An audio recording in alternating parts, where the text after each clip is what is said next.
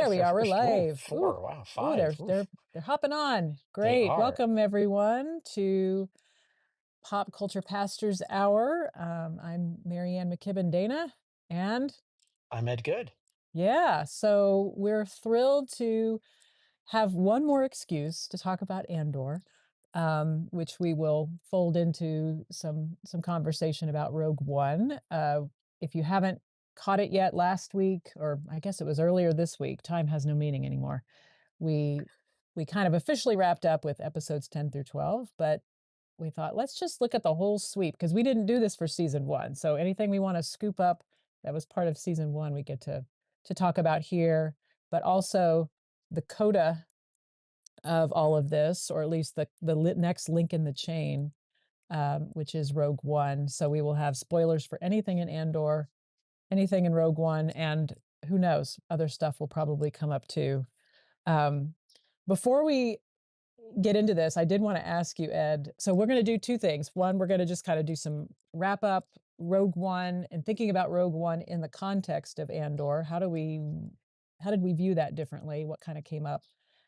And then we're going to just have some fun with the end of Andor and have some categories and some conversation with some fun kind of nominations for some different categories. Um, but I didn't know if you have had a chance to listen to the House of R podcast yet, Ed. That was the All 3 hours and 24 yes, minutes of it or yes. whatever it was. We will spare all of you from that lengthy marathon of podcasting. But one of the things they talked about was like how to do a rewatch of this, and one suggestion was to start with A New Hope, kind of set the stage for what the stakes are, and with that medal ceremony with Han and Luke and justice for Chewbacca, who did not get a medal, and then go through Andor season 1 and season 2, then end with Rogue One. There's Chewie lurking behind you. Yes. And And then Han, too. another suggestion was to start with Rogue One to kind of set the table for who these characters are, some of them, then go through Andor, then watch Rogue One again, and then lead right into A New Hope. And I wondered if you had a suggestion for how a rewatch should take place. You had no idea I was going to ask this, so No, you did not. No, you did not warn me on this. yeah. So first of all, there's actually a woman in my church who I'm curious how her experiment is going to go because she is partway through season 2 of Andor, has not watched Rogue One, has no idea really Wow. did not really even know that Rogue One existed. So Hmm. when I told her, I'm like, "Oh, have you watched Rogue One?" And she said, "No." And I'm like, "Oh my goodness." So I'm very curious what her experience is going to be not having watched Rogue One at all. So Yep. I'm Yep. curious. So Now I'll she does. I mean, she's watched the original trilogy, and correct. yeah. Okay. Yep, yep. Yeah. Yeah. So we'll see how that goes. So um I think it does add, I don't know for a rewatch. I think for me the rewatch is basically, well, I kind of like what we did, for us. We saved watching Rogue One until we finished Andor completely. Mm-hmm. Mm-hmm. Um but I can see but if it was if that friend of mine had asked me, I actually probably would have said you should watch Rogue One first, Mm-hmm. because I think it does set up that something's coming. That there's some finality to this. Yeah.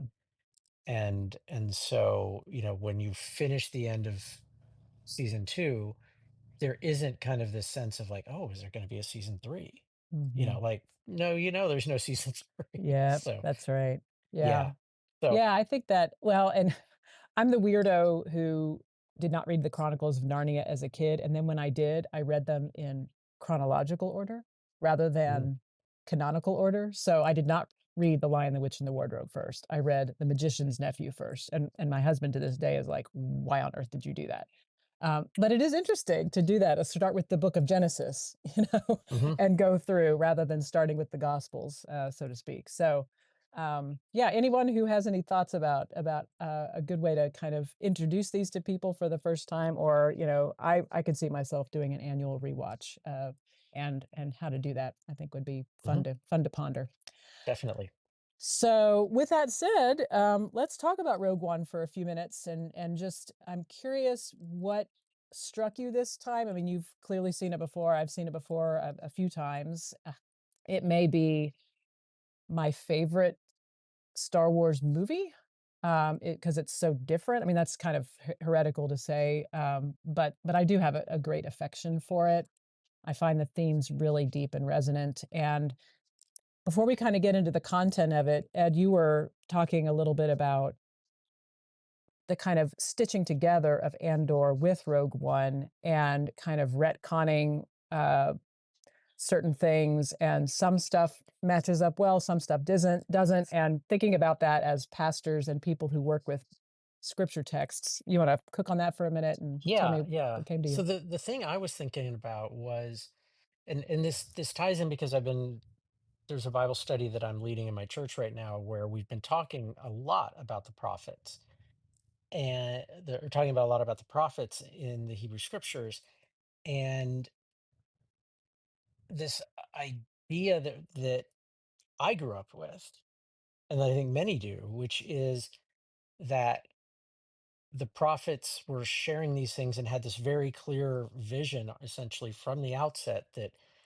this passage in Isaiah, this part of Isaiah, this passage in Isaiah is pointing to the Messiah, would be pointing to Jesus, or in Jeremiah, or in any of the host of others, or even you start getting into things like end times stuff, which I don't go with personally theologically any longer, but used to.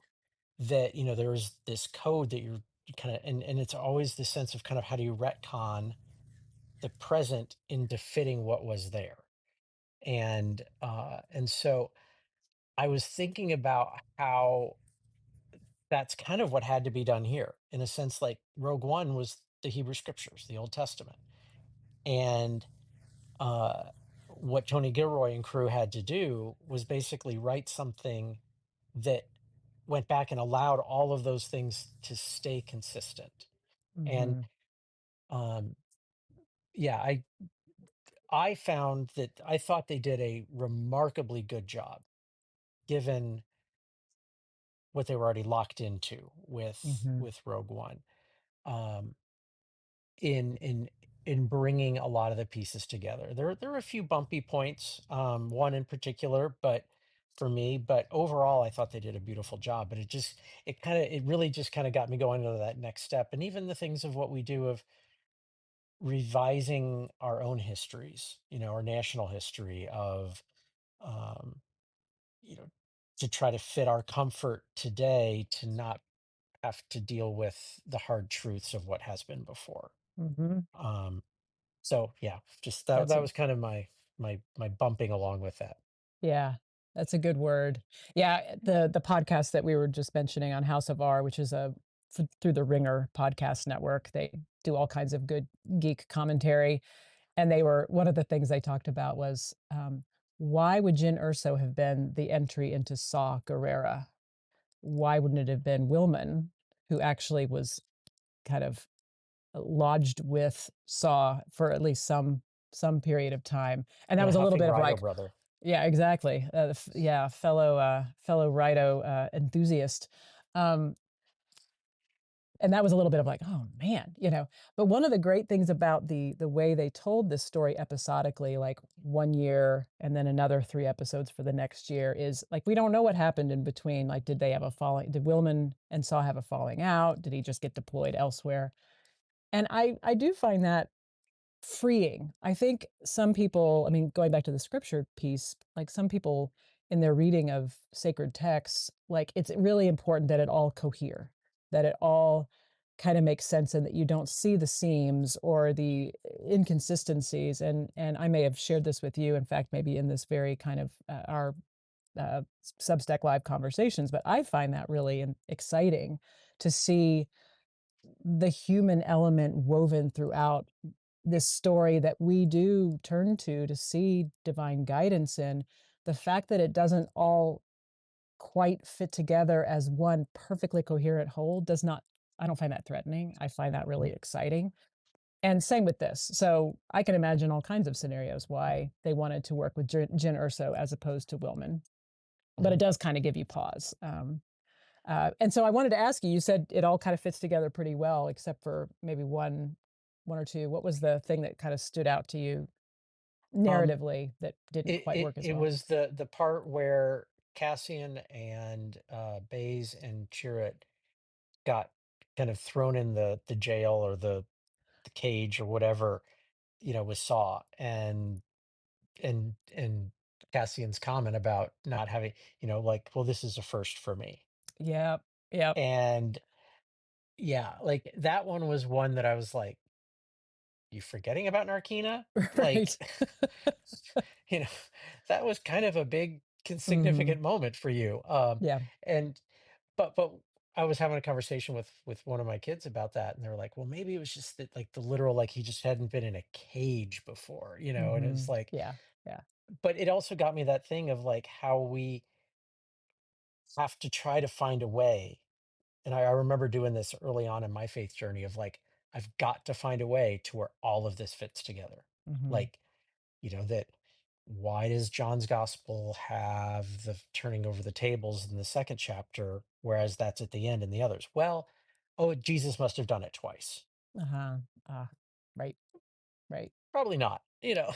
Yeah. um, so yeah, so it was just an interesting, but that was probably my biggest like, Yeah. That's a good yeah. one.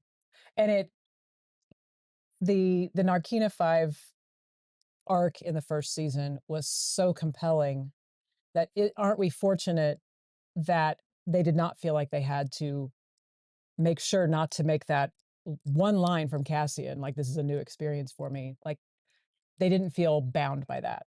Mhm, And I love that we do have 4 gospel writers, and they each had different theological purposes, and yeah, but I do think I mean, a lot of us do go through that phase of, like, "Okay, this is a house of cards, and if any part of this doesn't work, the whole thing collapses," and we were talking about Richard Rohr immediately before going live, and, I mean, that's he writes a lot about that, like, uh, maturity and faith means that we can handle the mystery and the ambiguity, and it doesn't detract from the beauty of the message or the truth of it for us or its conveyance of truth. But maybe it can even add to it because it's so very human, even as it is a conveyance for the divine as we understand it. So mhm. I loved that. So, other things that you kind of noticed and picked up this time about Rogue One with this amazing journey that we were on with these 24 episodes of Andor. So um, I always was struck. So Rogue One rap quickly became probably my number two slash number three Star Wars movie. It's moved up with Andor, Ah. um, mostly because I didn't the sentimentality of Empire and A New Hope was like, I can't let anything get above those. But kind of Mhm. now it's like maybe it does. Um, but I was always struck by Jin's comment when she's talking with Saw, and uh, when Saw's like, don't you see, basically, don't you see it a problem of the Empire flag of the Empire? Um, uh, to and Jin says, well, it's not a problem if you don't look up. Um, Powerful line. It's stunning. yeah, and there was that Netflix movie, that Don't Look Up, about the asteroid, which was this thing of, essentially a parable about, the environment. But I found there was like a contrasting to me of this idea of, we don't have to look up. We don't have to see the big picture. We can just focus on our own little thing and not have to worry about what's going on in the bigger world around us, what's happening to our neighbor, what's happening to strangers, what's happening to, insert whatever group here. Um, and so we can do that. And we often do. I do. Yeah. Probably all of us do in some ways. Um, but the empire, and the contrast to that, doesn't look down. Like, their thing is like, bad luck Gorman.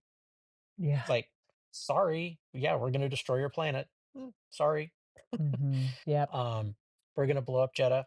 Sorry. Right. They blow up the city, and there's just this celebration between Tarkin and um, oh gosh, I just blanked his name. Krennic?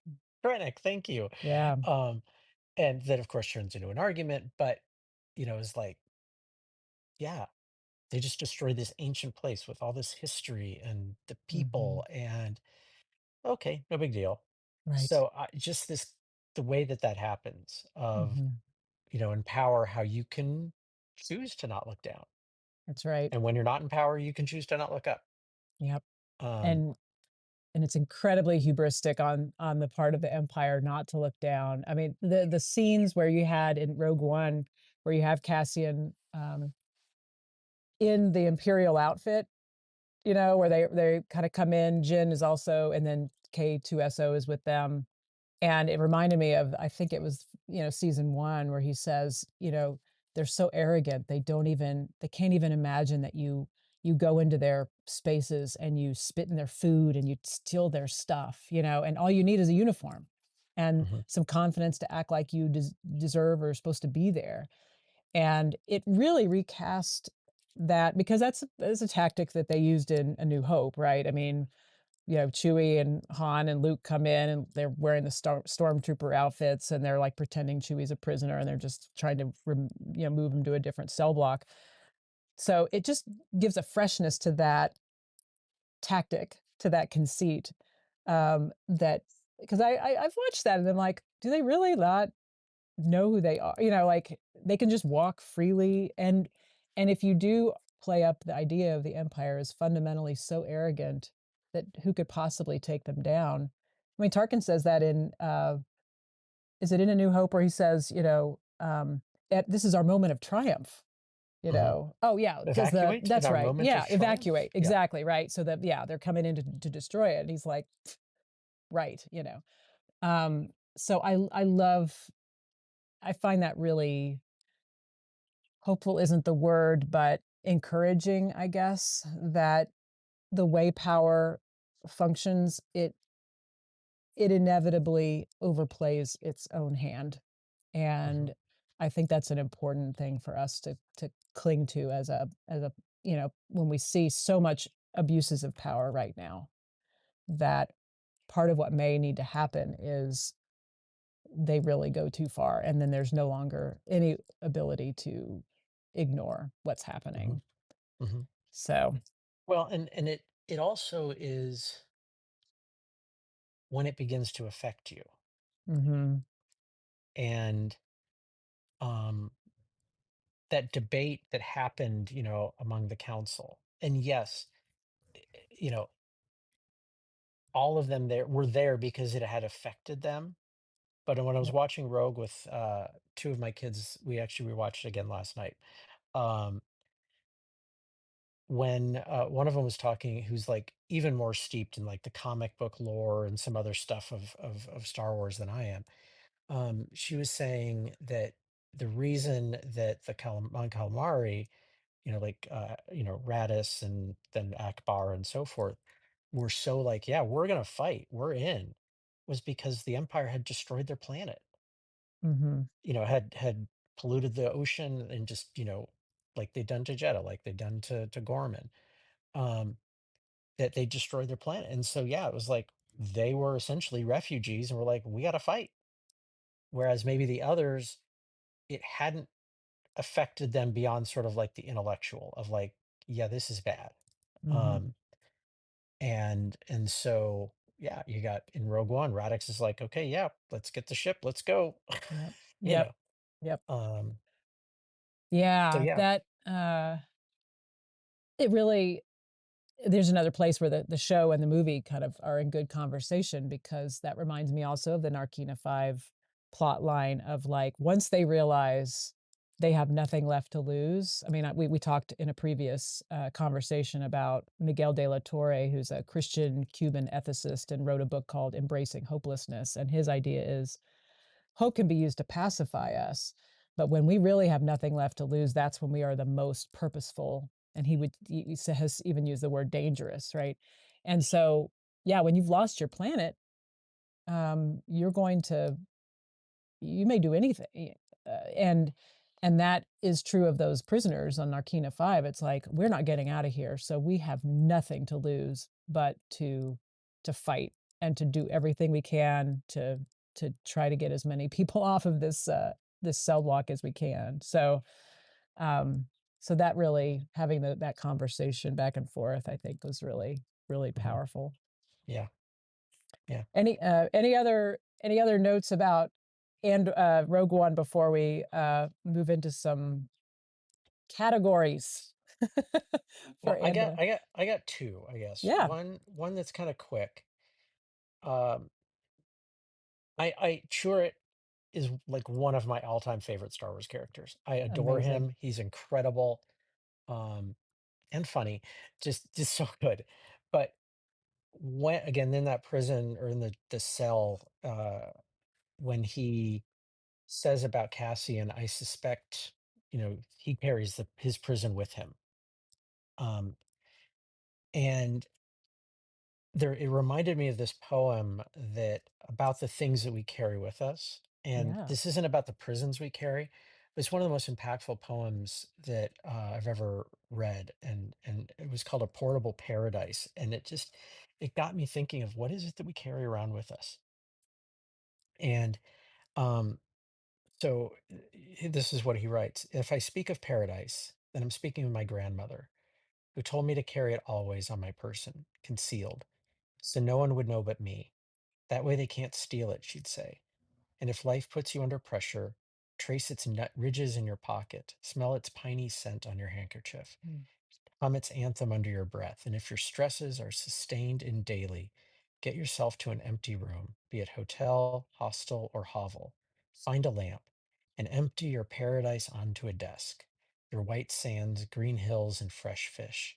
Sign the lamp on it like the fresh hope of morning and keep staring at it till you sleep. Um, beautiful. And yeah. such an interesting bookend with Marva from season 1, where Cassian goes back to Ferrex to fetch her, and they're going to escape somewhere, and she says he says, let's go somewhere where they can't reach us, and she says, I'm already there in Hmm. my mind. Hmm. So, which is, I mean, a beautiful expression of that portable paradise. Yeah. And yeah, I hadn't made the connection between that. It's both sides of the coin, right? He's still carrying around that prisoner. He's in a mental. He's captive in some way. Hmm. And then you have Marva, who's just fundamentally free. She walks down that Rick's Road, which she had been Hmm. avoiding because of Clem having been hanged there. So just a gorgeous. I love that poem. We will link to it in the notes as we Yeah. It's when great. we share this later. Yeah. Hmm. All Yeah. right. You said you had one. Yeah. You had one The, more. the, Yeah. the other one I had, and this is just a quick one, is, and I know in the House of R, they got into this too, of basically Jin didn't getting, not getting the flash drive, where there's the hollow message of her dad. Um, Yes. and it's like, yeah, it was busy and crazy, but like, get the flash drive. Like, come Right. on. Right. Like, at Yes. minimum, it's like your last glimpse of your dad. Like, Hmm. so yeah. I've never been in a place where the Death Star is about to destroy my planet. So I can't say how I would have reacted in that moment. Right. Um, but what I also thought was we've talked about kind of the handoff and the messenger and things like that. That what that ended up having to do was it made it have that story be oral tradition. It had to be the story of one person passing it on to the next and trusting that messenger. And we saw that in the last couple episodes of season 2 of Andor, where Lonnie shares the message with Luthen, then Luthen repeats it back to Clea, and then Clea shares it, kind of keeps repeating it over and over and over and over and over, and then she shares it with Cassian, and then eventually they both have go to Yavin to share it. And so here it's the same kind of thing, is they don't have like the hard and fast proof of Galen's message, but they have the both of them who, or one of them who heard it, and then how that gets shared. So just that, and this goes even back to maybe what we started with of, the vast majority of what we have in, at least in Marianne and my tradition, you know, is stories that were shared by oral tradition initially. They weren't written Brilliant, down. brilliant. And, how do Yep. you trust the messenger? Mhm. And, um, and then even recognizing that, yeah, when it says that Solomon killed however many thousands of people with the jawbone of an ox, maybe he killed 10 with the Mhm. jawbone of an ox. And then as it got passed along over generate, 10 became 20, and 20 became 100, 100 became 1,000, that, um, but the truth of the story is still there. It just may not be every bit of the fact is exactly the right. Yes. Yep, Um, so yep. it's the power of oral tradition, and that you shared last week, or with the other one, of what it mean, the in person. What does it mean Mhm. to do things in person with people? Right. So, Yep. That's a great connection, and it's making me think of I'll also link to this, I love this little snippet from a writer, professor, Dr. Bettina Love, who writes. She's from Rochester, New York, so she writes a lot about the Underground Railroad and how that period of our history took place. And she said it was built on trust. I mean, we didn't have Twitter or Facebook, all of these things. Someone showed up at your house and maybe gave you a code word, and you had to trust them. And so it's in addition to, I mean, I'm agreeing with the idea of this kind of person to person handoff and relay race that we're in, but it's built on trust and uh, that's a fragile thing and also maybe even a more durable thing. I mean, especially now, like we're in the age of deep fakes now. Like a hologram could be doctored, right? But but if you have a trust there and you can operate out of that kind of strength and hope that that relationship sustains us. I mean, gosh, we're so fractured now. How do we rebuild those trusting kind of ties that bind us together? So, mhm, yeah, um, good stuff. Good stuff. yeah. Yeah. Well, we could talk about Rogue One endlessly, but as we had discussed, we wanted to come up with some fun kind of ways to cap this experience of sharing about the depth and breadth and length and height of this show. So let's do that with a little bit of fun. And we've got 6 categories here, and Ed and I are just going to kind of ping back and forth. And I'll go ahead and get us started, and we'll each have an answer for these. The first one is our nominee, each of our nominees for the GOAT of the rebellion. Um, or if you want to, call it the unsung hero. So either way we want to take it, who is the person that kind of is top of mind, really remaining with you as going back to Andor here? Although you can pull it a little Rogue One if you want. Who is the goat and or the unsung hero of the rebellion for you? How about you go first? Okay. Um, this may be too easy of an answer, but we got to give him props. I came up with more than one for these so that we don't come up with the same person. But I'm going with Lonnie. Um, Lonnie Jung, who at every turn, I mean, he has that moment of wanting to get out in season one, and maybe that he continues to waver. But here is a person who sent that mole into when Mon Mothma is about to be extracted from the Senate. He sends the most incompetent, double agent possible, and she gets thwarted. He shares information. He is constantly, I think, at the top of his game. I mean, if you read the subreddits about Andor, I mean, he gets tons of love, but he dies on a park bench, and perhaps Clea could tell his story, but here's a guy who his story will not get told. He's not going to get a medal. He's not going to get that medal ceremony. Mhm, And mhm, I I really his character is really really going to stick with me. So mhm. that's my nominee. I have others, but what do you say?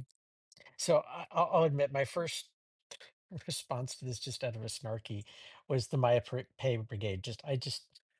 They crack me up. The absolute idiocy of all of them. Um, but I have no argument of how they could be, but I can't leave them behind because they're just Justice for the brigade. yeah, exactly. Oh But my gosh. more seriously, for me, it's actually Clea for me. Mm, Um, I could easily be swayed to Lonnie for sure. Um, I just I love that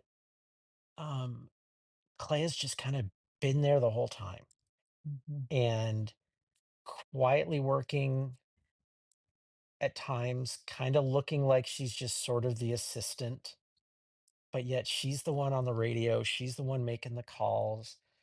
Um, she's the And one keeping who, Luthen steady, right? yeah, I mean, he yeah, wavers and she's just always like, yeah. He's kind of pull yourself slapping him back together. to reality. Yeah, Right. exactly. Yeah. Um, and yeah, I loved especially how in season two they really made her such a central character Mhm. and gave her such depth and so yeah, I go with her and similarly kind of like with Lonnie, she doesn't get a lot of props. Yep. Like and especially, when you think of the again the retconning, you can't have her show up in A New Hope, even though she's there, she's on Yavin at that point. Um, what happened to her after that? Did she continue with the rebellion? Did she and Vel start going on adventures together? Did they, whatever. So yeah, I think Clea just is especially on the unsung hero. Yep. Yep. Yeah, I just I loved love her it. character. Yep. Yeah. Yeah, I'm all for any props for Clea. She's an Hmm. incredible character, and it does feel like one of those things where she was such a breakout star. And I mean, I think it's her first screen role. I think she'd done some theater, but she's basically fresh out of acting school Hmm. and up, in scenes with Stellan Skarsgård, and just betting 1,000. I mean, just and so good. And you can imagine they would not have done much with her, but I think they recognized that she's just an incredible performer, and let's give her more to do. So yeah, I'm Hmm. so glad they did. Yeah. Yeah. I want to give honorable mention to Brasso for throwing that brick. I was telling Robert before this, I'm smuggling in a couple of additional ones, even though we were supposed to only have one. Um, Lonnie is a great, and Clea, both for that matter, are both great kind of goats of the rebellion in the sense that they brought so much strategy, and kind of the big picture stuff. And Brasso gets kind of my vote for the one who's just the on the ground doing the right thing. He throws that brick on Rick's road and gets the whole thing kicked off, which that wasn't even the script. I don't know if you've heard that, but like the actor, it just like felt like the right thing to do to use the brick against the troops.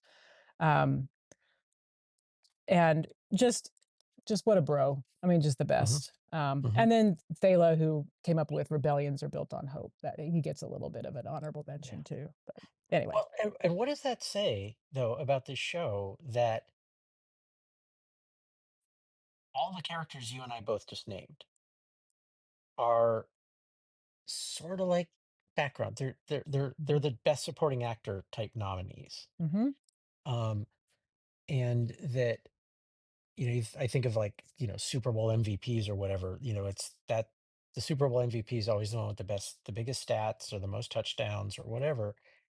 When in fact, that offensive lineman may have just been played the game of his life, Yeah. but you're never going to get an offensive lineman who's going to win MVP. Hmm. Um, and so, yeah, I mean, you could say, well, of course Cassian, or of course Right. Luthen, or of course Mon, Hmm. but none of them would have gotten to the places where they were if it wasn't for Leia, if it Yeah. wasn't for, Brasso, if it wasn't Hmm. for, and by the way, B, I mean, B Oh, should get some props yeah. too. There you go. So, yeah. All right. So, Good one. dinner All party. right. Yes, go for it. All right. So so on our list for dinner party, we had put down 2 to 3 people, and mine's actually bigger. I just want the whole Ferrex crew over for dinner. Ah, nice. Like, Nice. um, I was thinking about like who do I? like, who do I like having over for dinner? And I was thinking about, who are the people who are just really down to earth, kind of normal. Like, I think Luthen would drive me nuts, Yep. for sure. Um, and I think Mon just, I think, would at least the way, most of what you see of Mon is like, I think she'd walk into our house and be like, this is kind of a disaster, um, and Good point. you know, but um, but yeah, like just the down to earth, rugged, just everyday sense, of Brasso and Bix and Cassian and Marva and Will, and that also gives an excuse for B to show up. So I love it. yeah. Stone and Sky.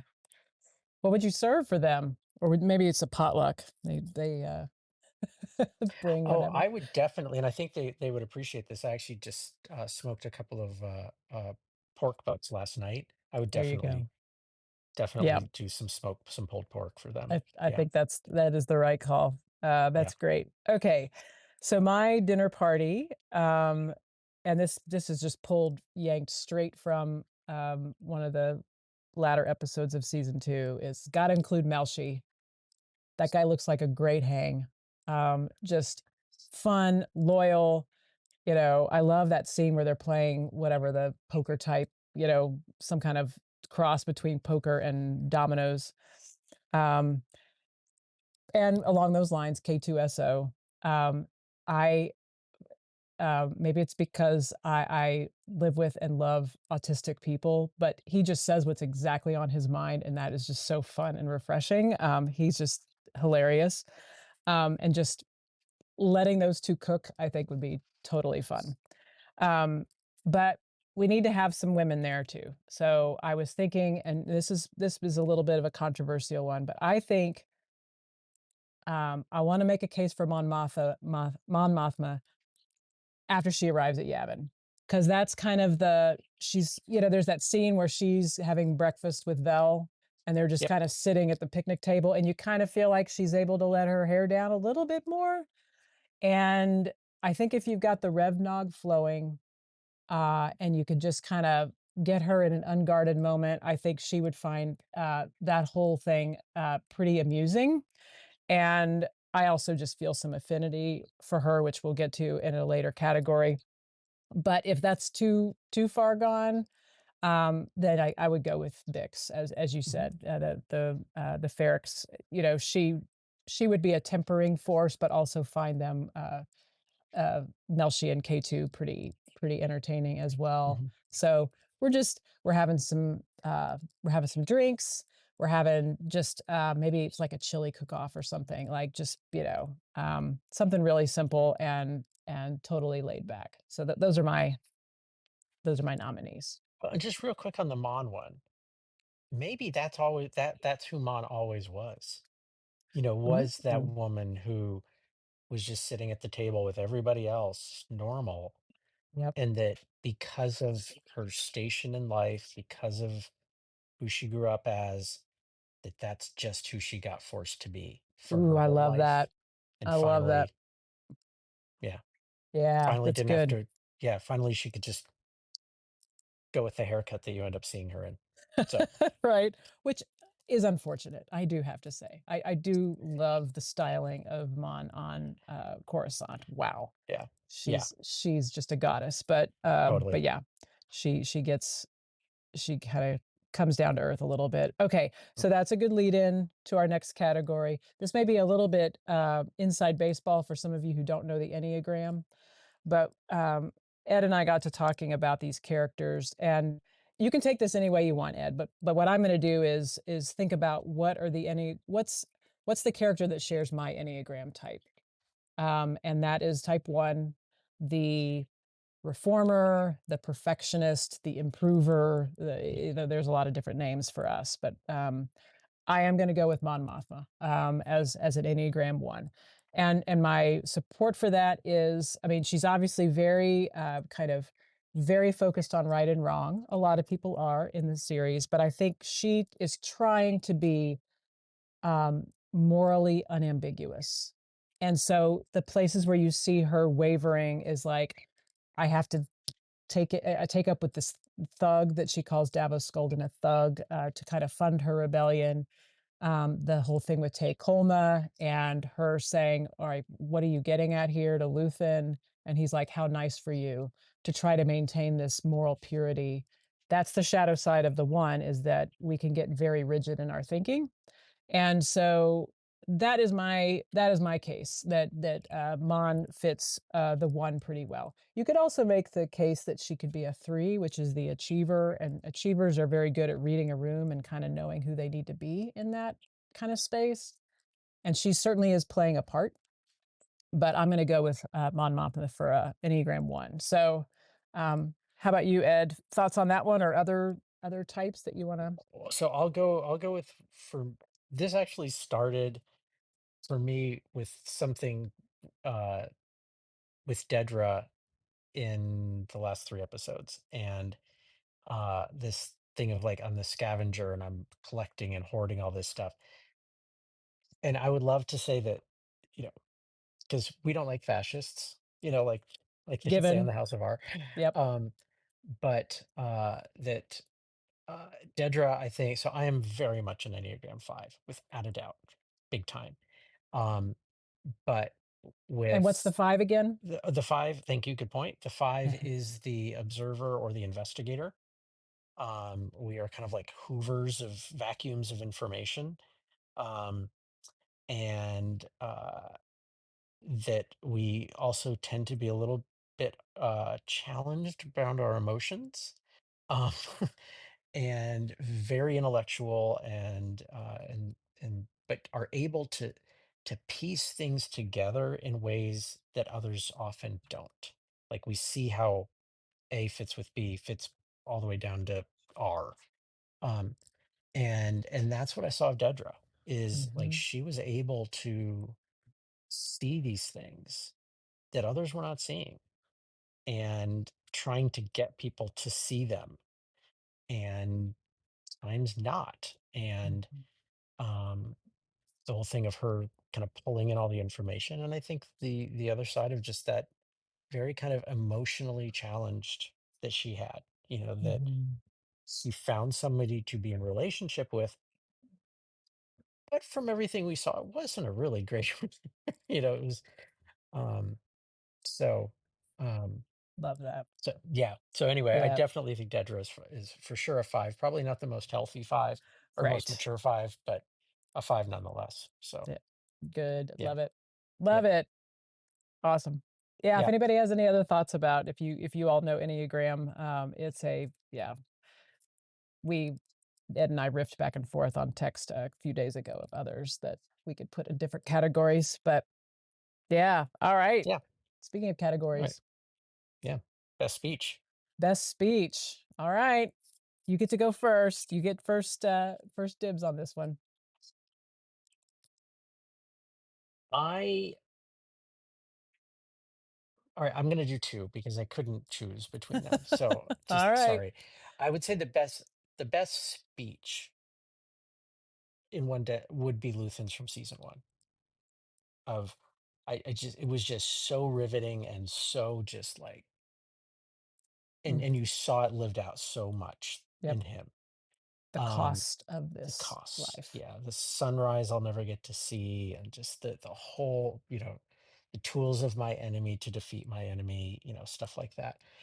But the one that I think I just more and more just was the manifesto. All Um, right, you've made my job harder. I sorry. do have a response, so go ahead. Okay. Yeah, So, talk but about the just the manifest manifesto, that was Nemec's this manifesto. Nemec's manifesto, just of how it just infused the entirety of the episode of season 2, especially, Yep. and uh and how relevant that still is. Mhm. So it wasn't really a speech necessarily, like, Nemec just standing there sharing it in front of somebody else. Although he did a little bit of that. Um, but but yeah, I just that one is yeah. So that would Yep, be me. that's great. That's great. Yeah, freedom is a pure idea, Hmm. and that I think about that all the time, and that it it's almost like he's describing the force, isn't it? Because he's like it almost has a will of its own. That freedom is a force, if you will, that cannot be stopped. Hmm. And uh, I mean, this is, this connects us to A New Hope, right? The more you tighten your grip, the more star systems will slip through your fingers, is what Princess Leia says to Tarkin. And that's that freedom that cannot be tamed or tamped down. So yeah, I've talked extensively about how much I love the Nemec's manifesto. Just for the sake of good podcasting, I want to just out of complete left field make a case for maybe not the best speech, but a hidden gem is Perrin's toast at the wedding. So, for those of you who don't remember, he gives a toast, and he basically is talking about how sorrow is going to come in life, but we need to find joy. And let me just give you a couple of lines of this, and then I'm going to say something about Perrin. He says, "You simply stand still, and the galaxy will deliver a daily basket of fresh anxieties to your door without fail. My hope is that you learn to reach past this constant cloud of sadness. Pleasure, gaiety, amusement, these are the hidden things, the music buried beneath all that noise. Joy, joy. But joy will not announce its arrival. You need to listen for it and be mindful of how fleeting and delicate it can be." And he goes on from there. And Perrin's such a fascinating character because on the one hand, I mean, I've heard people talk about he's just a hedonist. He doesn't care about right and wrong. And he does say, like, why must everything be sad and boring? I mean, he does seem on one level to have very little patience for kind of serious kind of advocacy on behalf of what will become the rebellion. But I think he is a hidden, I don't know. I have a theory that he actually was a part of Mon's work in a way that she had no idea. And I even read, oh, I sent this to you and now I can't remember. Oh, there's kind of a It's on screen, right? deleted scene or Hmm. something maybe they planned that they didn't end up filming where Mon somehow says goodbye to Perrin when she's whisked away to join the rebellion, and he's like, "I was with you all along." Like, and you see him kind of working the angles and these parties. I mean, he's looking out for her. He provides an alibi for like when her money is disappearing. He sort of takes the blame, and he sort of protests when she says you're gambling, and she's doing that for the sake of the driver who's listening, who's a spy. And Perrin protests, of course, but I wonder. I mean, I think you Hmm. can. I think it's a faithful reading to say Perrin knows what's happening there, because he could have Hmm. pulled out the ledger and been like, he could have proved his innocence, but he just kind of says, "No, that wasn't me." And I think you can read his speech, his wedding toast, very hedonistically, like these, like just ignore the sorrow. But the way he says trouble and disagreement will arrive without summons. There's no choice in this. You simply stand still and the galaxy will deliver this basket of anxieties. I think he has full knowledge of what's going on and is speaking up for the kind of, I mean, this has become a cliche in recent months, but like joy is an act, is its own resistance, right? It's not sufficient, and some too many people just stop there, but I think it's again a hidden gem. So I want to Hmm. speak up for Perrin's wedding toast. Any Well, any and thoughts on that? totally, yeah. I think uh, I felt so sad in the montage at the end of season 12 of Mhm. that quick shot of Perrin. He looked just devastated, Yeah, and he's got the mobster's wife, laying on his lap, and he's right. got the drink in his hand, and he just looks a little rougher throughout. And uh I think of like stories that I've read about like the women who made lunches for like the civil rights marchers, Mhm. who like the people who labored behind the scenes, not doing anything big, but things that if they didn't do those things, it wouldn't have happened. Yep. And maybe if Perrin wasn't running some interference, Mhm. maybe Mon would have gotten caught up in things sooner Yeah. or Yep. wouldn't. Yeah. So I love the character of Perrin. I actually thought as you were starting to talk, I'm like, what about Perrin coming over for dinner? Yeah. Like He'd he'd be he'd be, humor. yeah, he could be the life of the party for Yes, he sure. could. Yes, he Yeah. could. So, Yeah. but yeah, I could see that. Yeah. Yep. Yeah. So that's Yep. my yep, that's my dark horse candidate perhaps for, Uh-huh. best speech. So, Yeah. all right. Okay, so next one, you get to go first on this one because you have more Yes. tattoos than I do. So, Yeah, your um, hosts of Pop Culture Pastors Hour, folks, are inked. We are yes, we inked. are. So the next one is a quote or an image from the show that you would get as a tattoo. And I will say I saw somebody on, I think, the Andor subreddit who actually got the symbol, the kind of almost complete circle with the kind of, I don't know what that actually is. Is that the rebellion, or is that specifically an Andor? Anyway, I think it's just specifically Andor. that the Andor kind of logo with just a single word, try, which is Mm, again from Nemec's manifesto. I really liked that. But I think I want to argue, especially if you're going to go with a quote, there is one right answer, and it is, I have friends everywhere. That's my choice. I think it is can be, if you see it on your body, it is a reminder that we're never alone. I think it's also kind of a sly little kind of, um, if I saw somebody with I have friends everywhere, I would want to kind of, oh, I'm on, there's a little mhm, connection there. I know what that is, right? mhm. But it is such a through line, not just narratively. I mean, that's the code that people give each other, but I think it is one of the themes of the show, of course, right? And part of what was hard for Luthen is, I mean, he's trying to operate as if he doesn't have friends everywhere. He kind of has these people that he sort of uses, and that's part of his ambiguity as a character morally. But um, this the theme of kind of this rebellion as a relay race, and you see that so much in Rogue One. It's like, boy, if any point on that chain didn't come through, and you really see that in Rogue One, like Melshi's got to get to that master switch, or and they've got to get that shield down. I mean, all of this stuff. Um, yeah, I have friends everywhere, so that's my choice. Okay. How about you? Um, so, and this goes ties in with who I'd have for dinner. For me, it's Stone and Sky. I, Nice.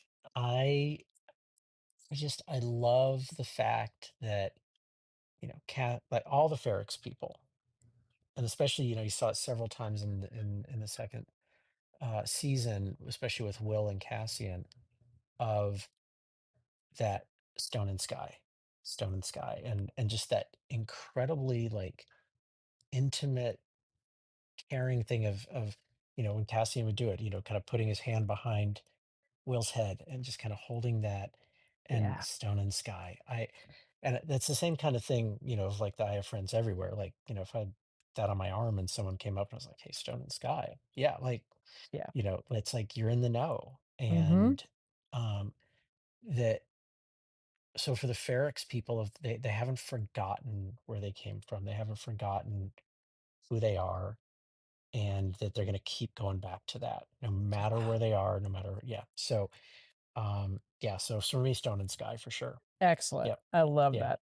That's a great one. And Yeah. I'll say also, with just kind of the, our shared faith tradition of like stone. I mean, I think of Peter, on this rock I will build my church.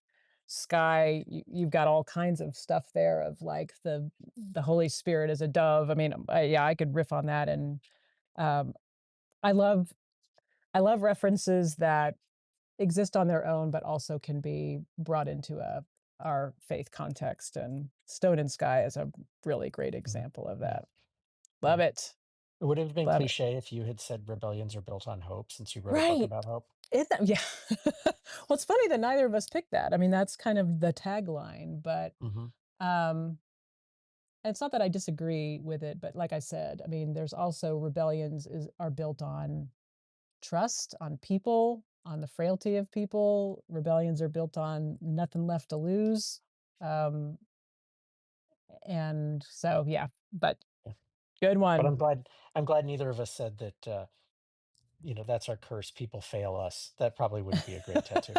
No, So, definitely not. Did you have any, yeah. like, images? I mean, the only one that I mean, I have many of my tattoos are actually, are words and lines from things, but, the only one I could come up with, I mean, I would love the idea of some kind of, there's so much like the Clem looking down, like, "Look down, let's rebuild this thing and repair it," like, some kind of machinery to sort of, it's again related to Ferrex, that one really grabbed us, didn't it? Or maybe like the rye field, like, even a bracelet with like the wheat, because Mhm. that's that last image of Bix with their baby in that field. There's growth, there's like harvesting. I mean, that's kind of if you were gonna do an image, but any images come to mind? I I was trying to think about that when you put in the image, because actually I initially had written it in just as the quote, and Yeah, you, I think, were the one who put an image. I was thinking about it. It was such a verbal show. yeah, Like the yeah, like the main image that I think probably was most consistently through it, it wasn't like a person or something like that. It was just like, Cassian's face on your arm or something like that, is the Imperial logo, which is not probably the best. right, Because right. again, we don't like fascists. Yep. So yeah, so it was but it was such a verbal show. Mhm. Yeah. So Yep. Yep. All right, one category remains. spin off. All right. Is it my turn or yours? I think I've it's mine lost because you track. started with the tattoos. All So, right. All right, so um, make a pitch for the spin-off show that you would like to see. I mean, other than just like, a show about B, which would be great. Oh, that Um, would be precious. it would be awesome. Like B raising the little Cassian Bix child. Yes. Be beautiful. We've actually been discussing if Tony Gilroy would do it, which he probably wouldn't. Um, one that would basically explore the Jin story, Mhm. and giving her, because I thought that was one thing that the House of Art did great, was bringing up the fact that Jin is not anywhere in Andor, and Mhm. but yet she becomes front and center in Rogue One, and so kind of exploring like the whole thing of like what was it like with her growing up with Saw, or Mhm. what was Galen doing, in the work that he was. So I could see something of that as long as Yep. Tony Gilroy would do it. If somebody Mhm. else is doing it, I no, no. Yeah, it's Yep. got to be Tony. Yep. Yep. That's good. So mine is not original. I have heard other people share this thought, but I am totally here for the Vel and Clea, like, spying on the part of the rebellion, uh, kind of show. I think the 2 of them are great together. Whether they end up becoming a couple or not is either way, it works for me. Like, they're buddies, kind of doing great, like, rebellion, covert stuff together. Amazing.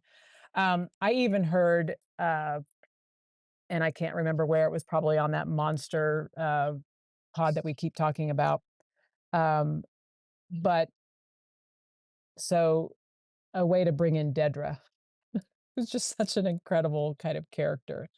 She was imprisoned in, wherever, Narkina 5 or similar prison, and presumably, I mean, like Krennic says, you know, "You'd make a good you'd make a good spy for the rebellion." So they get her out, and she gets hooked up with Vel and Clea and sends them on these quests to, like, root out, the idea is that Vel and Clea are gonna root out any little, um, remainders of the Empire and kinda take those people out, and Dedra comes and gets involved as the one who kind of sends them out to just basically seek revenge, to wreak revenge on everyone who did her wrong. Um, there may not be that many left because Krennic meets his end, and but yeah, where's Blevin? Where are these other guys that she kind of ran up against? Mhm. So that's a pretty compelling case for me. I would love to That see works for that. And me. That'd be again, great. only if yeah, just like you said, only if Tony Gilroy is the one to do it because he Mhm. just did amazing work with the show. Yeah. But Yep. By the way, did you know what Tony Gilroy's first screenwriting credit is? Tell me. The Cutting Edge. Did you ever see that? I don't think so. It's a movie about a figure skater and who gets Oh, paired up with a hockey player who injured yes. his knee. Yeah, and it has some of the absolute greatest like one-liners throughout. That was his first Amazing. film credit. It's like a rom-com, isn't it? Yeah, yeah, Oh my gosh. Oh yeah. Well, there's your evening's entertainment, everybody, that's right. is That's right. checking out The Cutting Edge. Yeah, somebody just Yeah, mentioned that movie to me a few weeks ago in a different context, and I had never even heard of it. So yeah.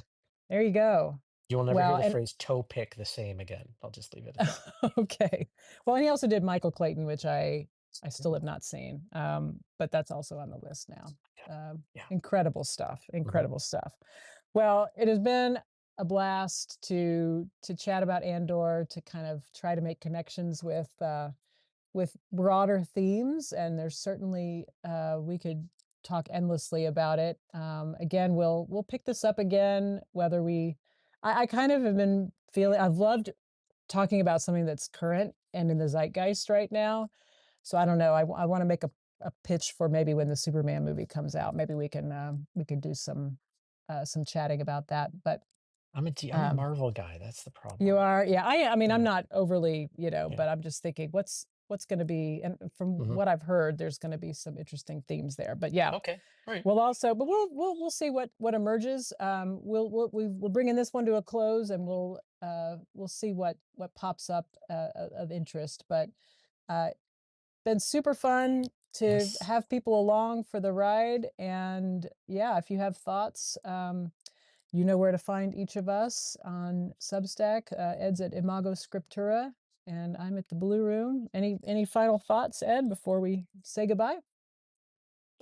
Definitely the best show I've ever watched on TV. So, yep, It's not even, I was going to call it a hot take. It's not a hot take. It's a just a good, solid take. yep. I may have to agree on that. I'm trying to think of one that I mean, there's sentimental favorites. I'll always love The West Wing Mhm. and others, but yeah, I think this one knocked it out of the park. Yep. So It better can't win a wait to lot of Emmys. rewatch. Yep. Yep. All right. All right. Well, thanks everyone, and Yep. we'll Thank y'all. see you on Substack. Take care. Peace. See ya. Bye.